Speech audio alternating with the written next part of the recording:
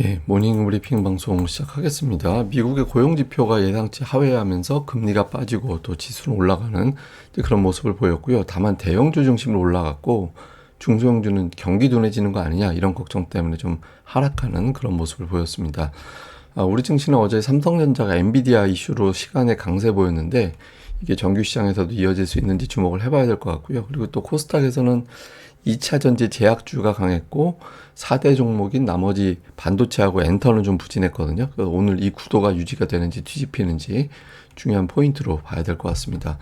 우선 미증시는 3대 지수는 다 올랐는데 러셀 2000은 제법 많이 빠졌어요. 그러니까 대형주 쪽에 유리한 어떤 흐름이 만들어졌다라는 거죠. 그러니까 금리가 빠진 건 다행인데 다만 지표들이 좀 둔하게 나오면서 경기가 둔해지는 건가 이런 걱정이 되다 보니까 경기 둔할 때는 빅테크가 실적이 돋보이잖아요.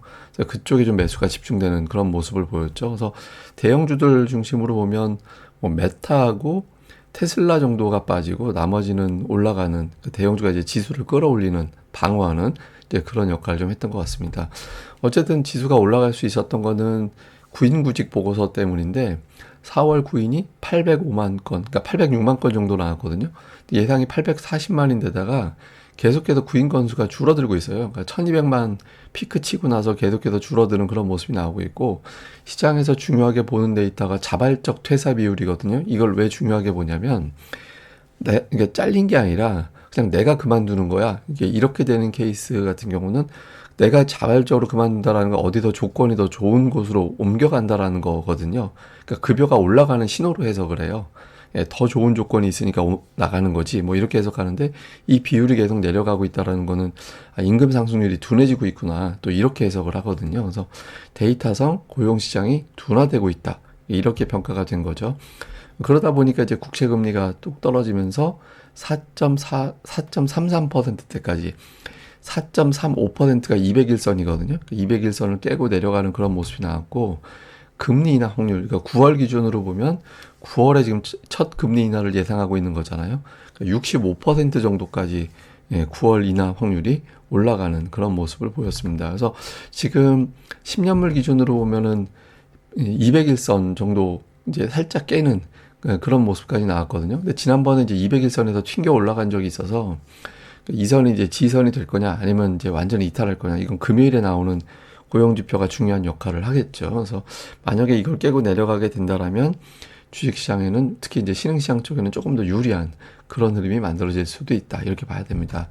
뭐 중요한 어떤 코멘트들 좀 정리를 해보면 미즈호 관련해서 엔비디아 관련해서 뉴스거리가 되게 많이 나왔거든요. 미즈호에서는 시장 지배력 이어질 거다. 뭐 여러 경쟁사 등장한다고 하지만 지배력이 이어질 거고 주식 분할하고 나면 개인 투자자들이 더 매수를 할 거다. 그래서 목표 주가를 1275달러로 상향하는 그런 보고서가 나왔고 또 일부에서는 이제 엔비디아보다 가격 부담이 적은 AI 관련 주들을 봐야 되는 거 아닌가? 그러면서 뭐 메타, 알파벳, 마이크론, 퀄컴 이런 종목군들이 상대적으로 저렴한 AI 관련된 종목이다.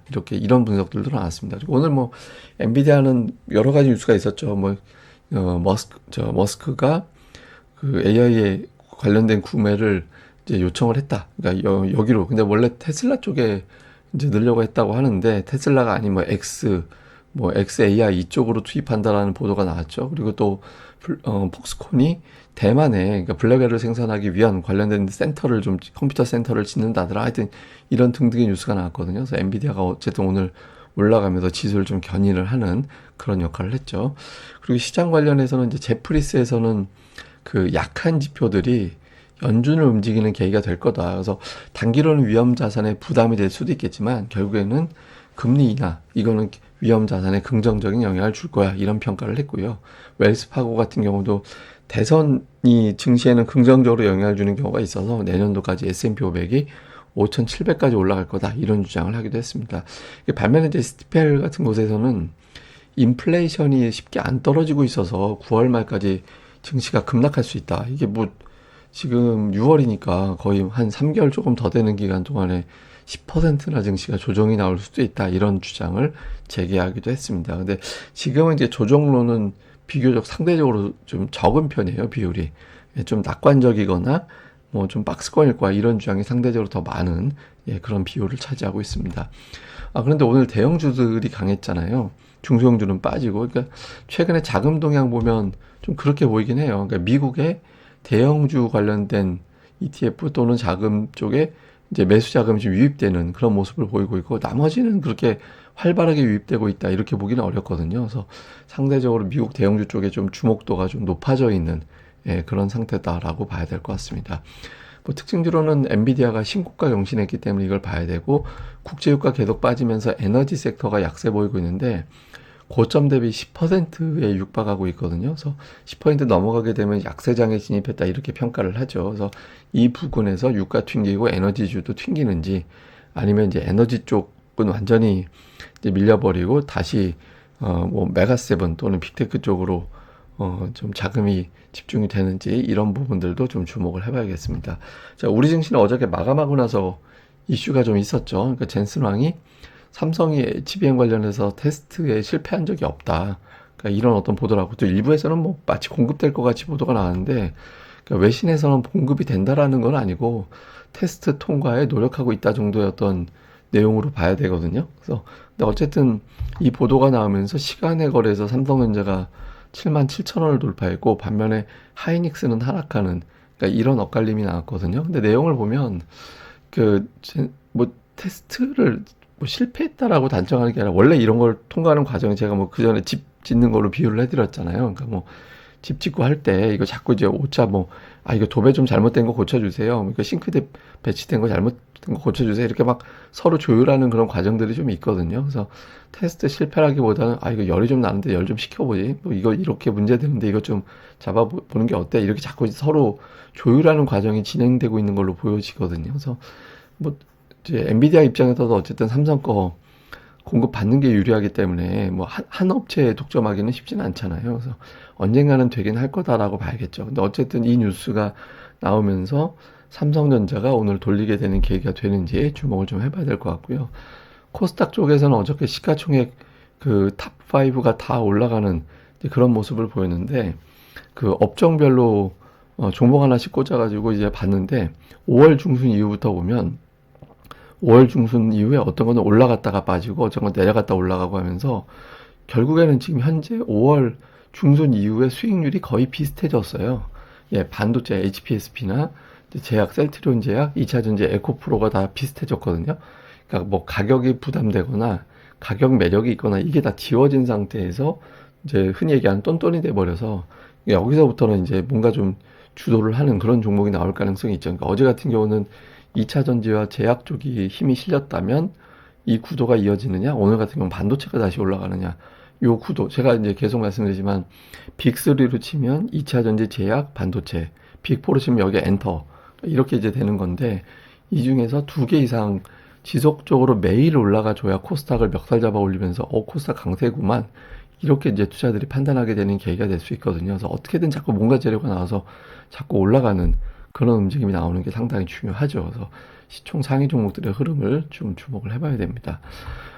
어쨌든 다시 삼성전자 뉴스가 등장한 거, 이거 잠시 후에 다시 설명드릴 겁니다만은, 이게 이제 지수를 좀 끌어올리는 그런 계기가 되는지, 초반 반짝 이후에 이제 뒷부분에서 밀리는지, 그리고 코스닥이 4일 연속 올라간 경우가 올해 한 번밖에 없었거든요.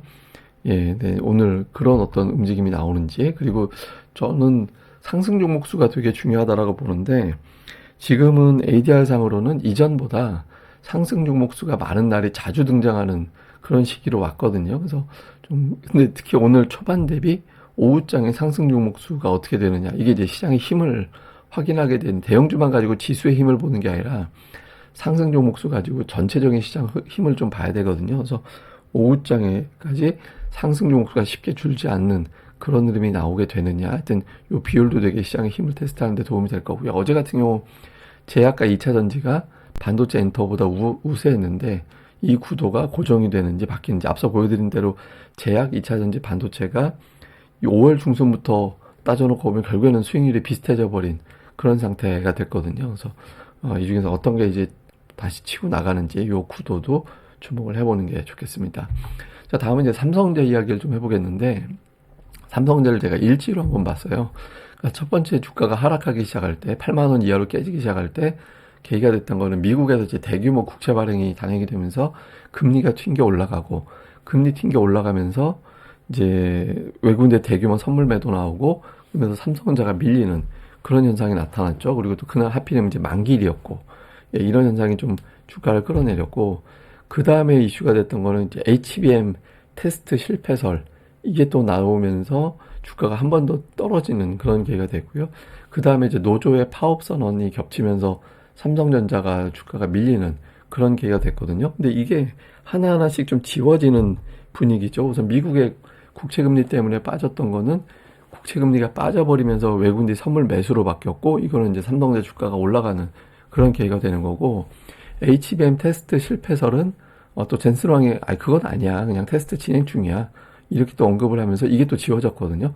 그래서 3대 요인 중에서 2개가 지워졌어요. 이제 노조 파업 부분이 어떻게 진행될지는 좀 봐야 되겠지만 그래서 어쨌든 삼성전자가 반전할 수 있는 계기는 만들어지긴 했는데 차트에서 보시다시피 121선 회복이 안 됐잖아요. 오늘 121선 넘어서 저 21선까지 위치하고 있는 거의 뭐 77,000원대 후반 가야 이제 그 선이 돌파가 되는 건데 그 선 언저리까지 밀어붙일 수 있는 궁극적으로는 61선 안착이 나와야 되죠. 근데 어쨌든 최소한 121선 조금 더 욕심을 내면 21선 돌파하면서 이제 삼성전자가 회복이 되느냐 이걸 봐야겠죠. 근데 어쨌든 삼성전자는 4개월 연속 하락한 적이 2022년 하반기 이후에 없었고요. 그리고 연간 기준으로 1년만 올라가고 끝난 사례는 거의 없었거든요. 그래서 삼성전자가 올해는 이제 올라갈 가능성이 높은데 그게 이제 지금이 되느냐 요거를 좀 챙겨봐야 될 겁니다. 왜냐하면 이게 어떻게 되느냐에 따라서 딸려있는 관련주들이 되게 많잖아요. 그래서 시장에서는 중요한 역할을 하니까 이 부분 집중해서 보는 게 되게 중요할 것 같습니다.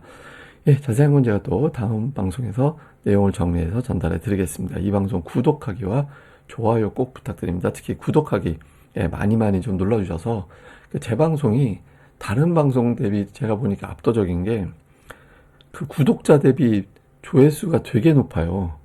말 바꾸면 구독자가 되게 적다라는 게 될 수도 있거든요. 그래서 좀 이왕 보시는 거 구독하기도 꼭 좀 눌러주시고 좋아요까지 꼭 좀 부탁드리겠습니다. 예, 감사합니다. 저는 다음에 뵙겠습니다.